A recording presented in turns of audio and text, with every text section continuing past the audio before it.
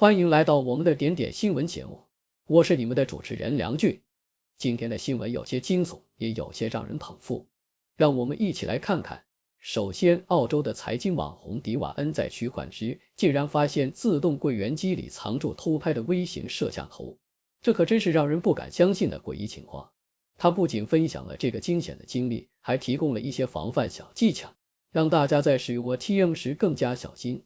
接下来我们要谈的是一位马来西亚的小女孩，因为耳痛去看医生，结果发现耳道里竟然藏住一堆跳蚤。她的妈妈怀疑这与女儿喜欢和流浪猫玩有关。在人哭笑不得、这笑不得之时，伦敦每12人中就有1人是非法移民。这一数据让人震惊，反映出当前移民问题的严重性。请大家继续收看详细内容。星岛日报报道，澳洲财经网红维多利亚·迪瓦恩在使用自动柜员机取钱时，险些中招诈骗。他在播客中分享了自己的经历，指出在维多利亚省的购物中心外，他发现 ATM 机上隐藏着微型摄像头和银行卡盗刷器。迪瓦恩强调，骗子通过这些装置记录用户输入的密码，随后窃取个人信息。他建议公众在使用 ATM 时要提高警惕，尤其是那些不属于银行的自动柜员机，并提醒大家在输入密码时用手遮挡，以防被偷拍。星洲日报报道了一起马来西亚女童的奇特案例。女童因耳痛和颈痛求医，检查后发现耳道内竟藏有一堆跳蚤，这让她的母亲感到震惊。女童的母亲在社交平台上分享了这一经历，怀疑女儿平日喜欢与流浪猫玩耍，可能是导致跳蚤入侵的原因。医生为女童清洗耳道并开了止痛药，提醒母亲若症状持续，需怎提醒家长关注孩子的身体健康，及时发现问题并寻求医疗帮助。经济日报分析了摩根大通对香港房地产市场的看法，特别是针对新世界发展和万科企业的流动性风险。摩根大通指出，若新世界发生违约，可能会引发香港楼市的潘多拉盒子，影响将远超万科违约。尽管新世界的股价有所回稳，但债券投资者的忧虑仍未消散。摩根大通强调，母公司的支持对于防止违约至关重要，并认为新世界的违约将迫使银行收紧对其他开发商的融资，可能导致整个行业的信贷危机。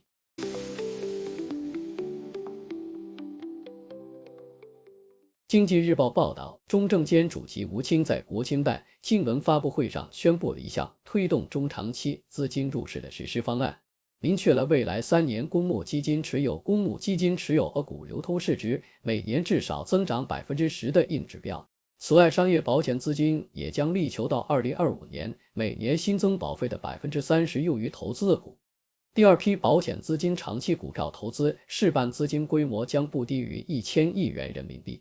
吴清强调，尽管春节临近，仍需加快推进这一计划，以促进市场的稳定和发展。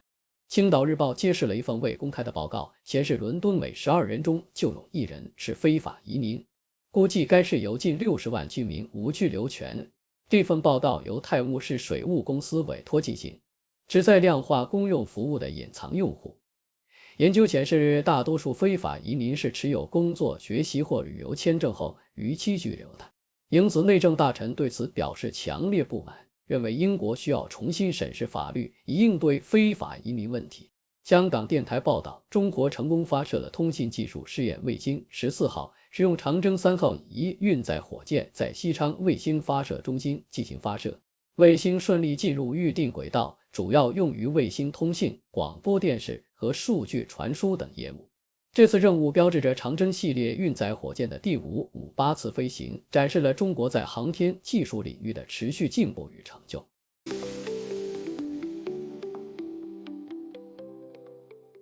香港电台报道，习近平在辽宁省考察了去年洪灾后的恢复重建情况，特别前往葫芦岛市绥中县的祝家沟村，深入了解村民的生活状况和房屋重建质量。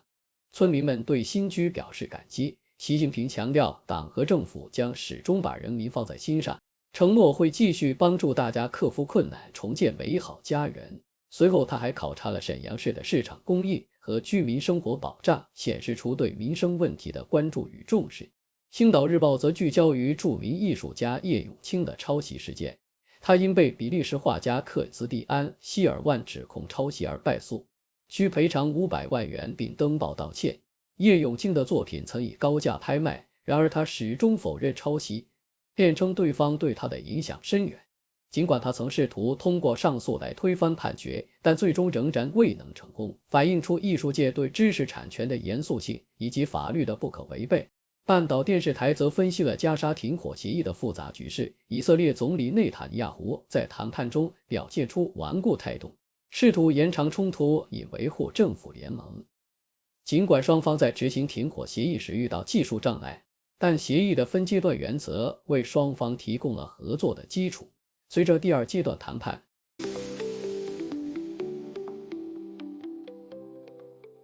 明报报道，曼谷近期面临严重的空气污染问题，导致超过250所学校停课，数千名学生受到影响。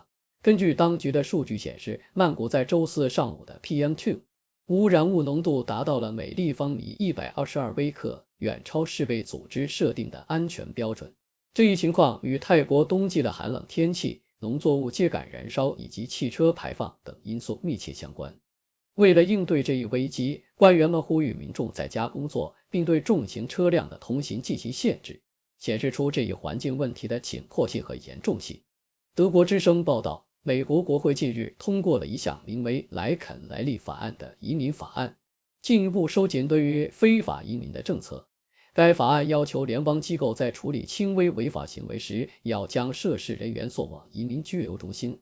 尽管这一措施遭到批评，认为其可能导致不公正的种族偏见和误抓，支持者则认为该法案将增强公共安全。特朗普总统在就职后立即采取了强硬的移民政策，强调要驱逐数以百万计的非法移民，显示出他对移民问题的坚定立场。星岛日报报道，悉尼的诗花在时隔15年后再次盛开，吸引了约5万名民众前来闻臭。诗花因其散发的腐肉气味而得名，旨在吸引苍蝇授粉。尽管园方延长开放时间至午夜，但仍无法满足人潮的需求，晚上不得不提前结束排队。此次盛开的诗花成为了澳洲的热门话题，园方甚至开设了24小时直播，吸引了大量观众关注这一奇特的自然现象，展现了公众对自然奇观的热情与好奇。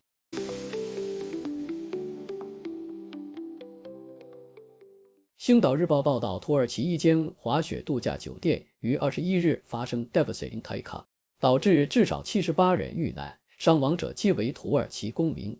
Hise 酒店正值旅游旺季，满员234名客人。土耳其内政部长表示，已拘留11人，包括负责消防的副市长和酒店管理层。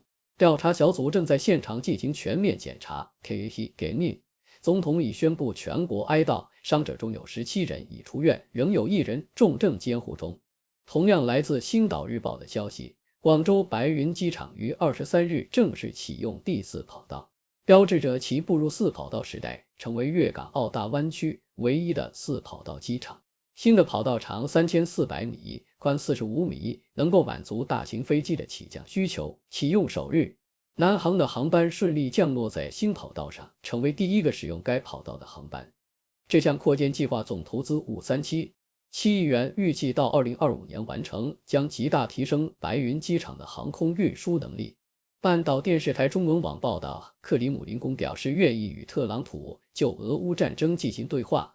尽管特朗普的言论没有新意，特朗普威胁称，若俄罗斯不迅速解决与乌克兰的冲突，将实施新制裁。克里姆林宫强调，任何对话必须建立在平衡与相互尊重的基础上。与此同时，扎波罗热市遭到弹袭击，造成1人死亡和数十人受伤。乌克兰方面则对俄罗斯无人机进行了反击，击落57架敌方无人机。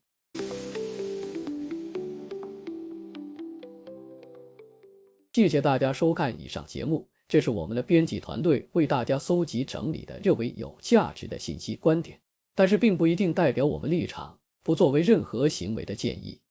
欢迎大家为我们的节目点赞，订阅我们的频道，谢谢。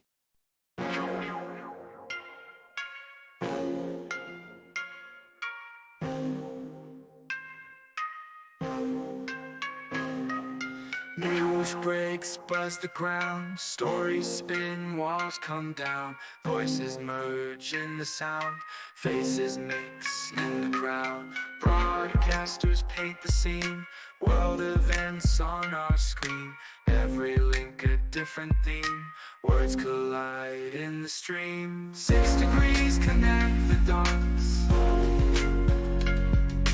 Background stories more than knots. Hear the voices rise aloft. Truth unveils in every spot. Cultures clash across the globe. Spin the threads in a strobe. Every story wears a robe. Truth and lies in their code. Journalists dig real deep. Secrets out, they don't sleep.